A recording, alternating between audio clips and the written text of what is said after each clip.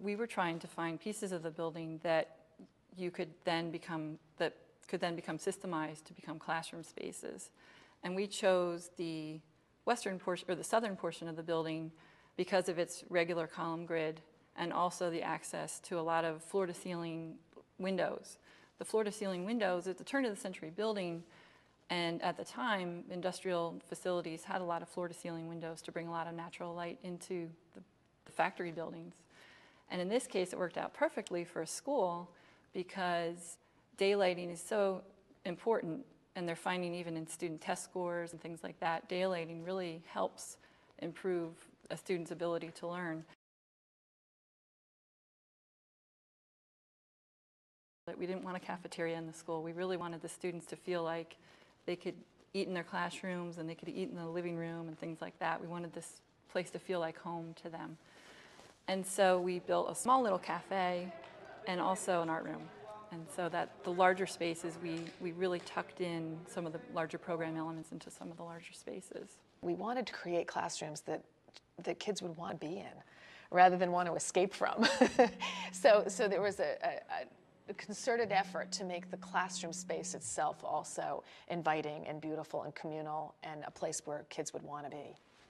And so that's where we came up with the idea for the barn doors. Right. We took the old industrial doors that were within the facility. They were these folded metal doors that were paneled. They were beautiful, and they had big, large rolling hardware and big hinges or big handles and things like that.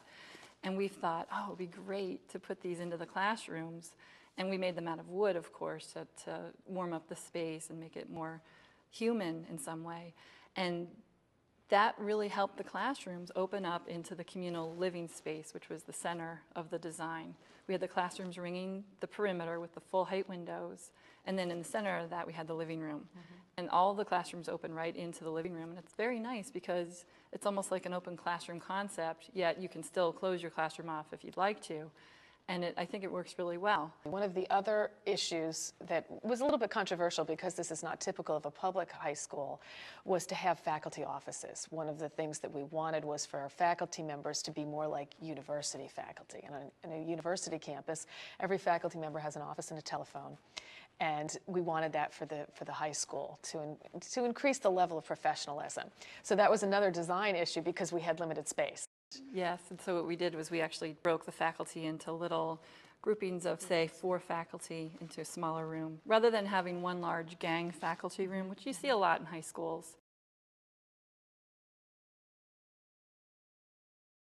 One of the issues that we dealt with was in terms of flexible use of the building is the building is still owned by New Jersey City University. And we wanted to be able to use the building in the evenings for college classes, while primarily designing the building for high school during the day. The university would have access to the building in the evenings. So we had to deal with this flexibility of the classrooms because the charter school wanted to keep the class sizes very small. So we were looking at classrooms that would fit 16 to 20 children. And the university wanted the classrooms a little bigger than that, 25 to 30. So we had this tension between smaller class sizes and larger class sizes, which eventually we reached a compromise by using the structure of the building.